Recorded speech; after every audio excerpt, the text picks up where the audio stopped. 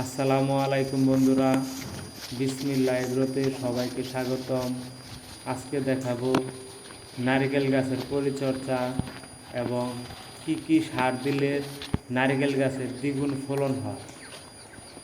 আমাদের প্রায় ভিয়েতনামি নারিকেল গাছ আছে 20টার মতো, এবং দেশীয় যেটা গ্রামের মধ্যে সবচেয়ে বেশি থাকে দেশীয় নারিকেল গাছ আমাদের 25টার মতো আছে। আমি কি কি সার দিয়ে দ্বিগুণ ফলন ফলাই এবং অল্প খরচে বেশি ফলন আমি আজকে দেখাবো। কি কি সার আমি দিই ব্যক্তিগতভাবেই, কি কি পরিচর্যা করি, আপনারা দেখতে থাকুন নারকেল গাছ কীভাবে পরিচর্যা করতে হয়।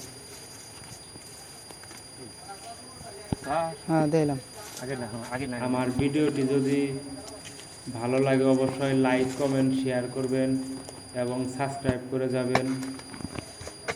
ধন্যবাদ সবাইকে। আপনারা দেখতে থাকুন কি কি সার দিলে নারকেল গাছের দ্বিগুণ ফলন হয়।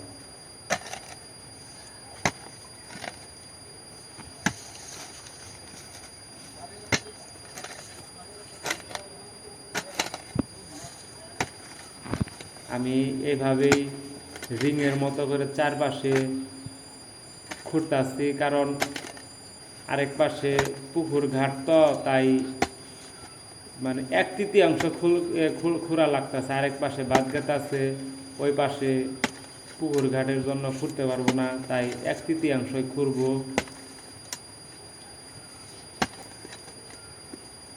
এইভাবে আপনারা রিংয়ের মতো করে নেবেন।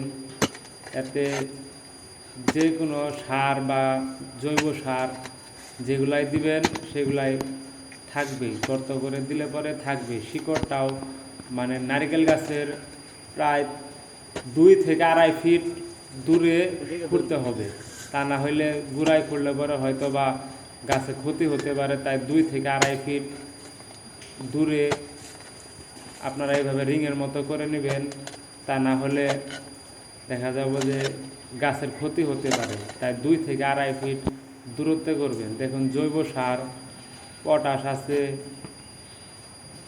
ডিআইবি আছে, বোরন আছে, ইকোনিল আছে। দেখুন কতটুকু পরিমাণে আমরা প্রয়োগ করব। আমার প্রায় পটাশ আছে 1 কেজির মতো, আর ডিআইবি সার আছে 1 কেজির মতো। এখন আমি মিক্স করব বোরন। দেখুন বন্ধুরা, বোরন প্রায় আমি 8 গ্রামের মতো দিয়ে দিলাম, কারণ বোরন দিতেই হবে। বোরনের অনেক গুণ, আপনারা দেখে নেবেন বোরনের কী কী গুণ আছে। আর ইকোনিল নিয়ে নেবেন। এতে নিচেকার চেরা মাটি বা আরও যেগুলো শিকড় নষ্ট করে দেয় সেগুলা পোকামাকড় এই ইকোনিল দিলে পরে বা ফুরন এই কীটনাশকটা দিলে পরে অনেক উপকার। সারটাও নষ্ট হয় না। একটু পানি দিয়ে মিক্স করে নিলাম। চেরা মাটি, চেরা বা যে কোনো পোকা থাকলে পরে নষ্ট করে দিবে বা এখানে ক্ষতি করতে পারবে না। তাই একটু পানি দিয়ে মিক্স করে 4টা পানি দিয়ে মিক্স করে নিলাম। এখন এটা একটু পরে প্রয়োগ করব। আগে গোবর মাটি দিয়ে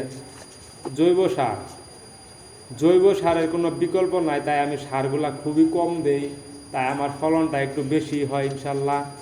আমি জৈব সারের উপরে নির্ভরশীল। আমি প্রায় 15 থেকে 18 কেজি জৈব সার দিয়ে দিব একটা নারিকেল গাছে।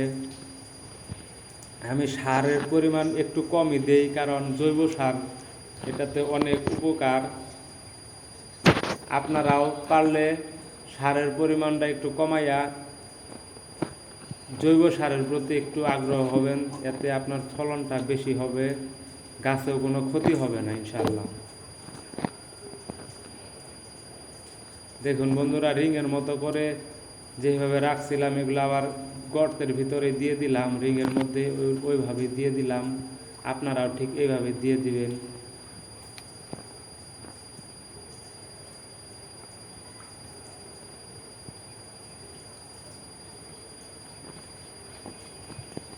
এখন সারগুলো আমি দিয়ে দিব। আপনারাও এইভাবে সার দিতে পারেন।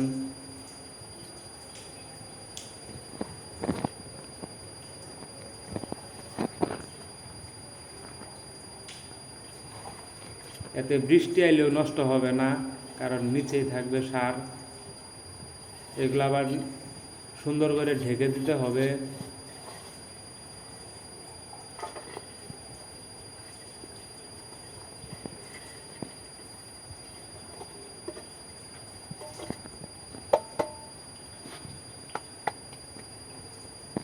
দেখুন বন্ধুরা, আমি এখন ঢেকে দেব মাটিটা, তাইলে এগুলা বৃষ্টি হইলেও আর নষ্ট হবে না বা কোথাও যাইতে পারবে না।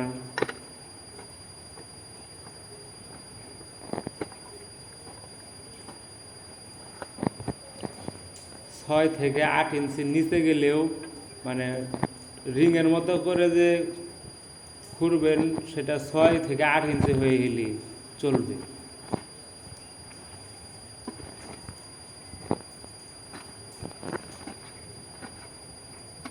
দেখুন বন্ধুরা, আমি ঢেকে দিতেছি।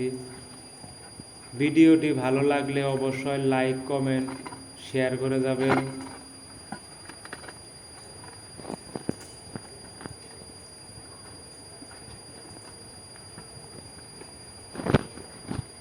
দেখুন বন্ধুরা, আমার প্রায় নারকেল গাছ পরিচর্যা করা শেষ। আর নারকেল গাছের অবশ্যই চারপাশে আগাছা রাখবেন না। আগাছা রাখলে পরে এই সারটা আগাছাই খেয়ে ফেলবে। আপনাদেরকে এটাও মাথায় রাখতে হবে যে আগাছা থাকলে পরে কিন্তু অনেক ক্ষতি। আগাছা রাখা যাবে না। দেখুন বন্ধুরা, আমি মাটিটা সমান করে দিতেছি।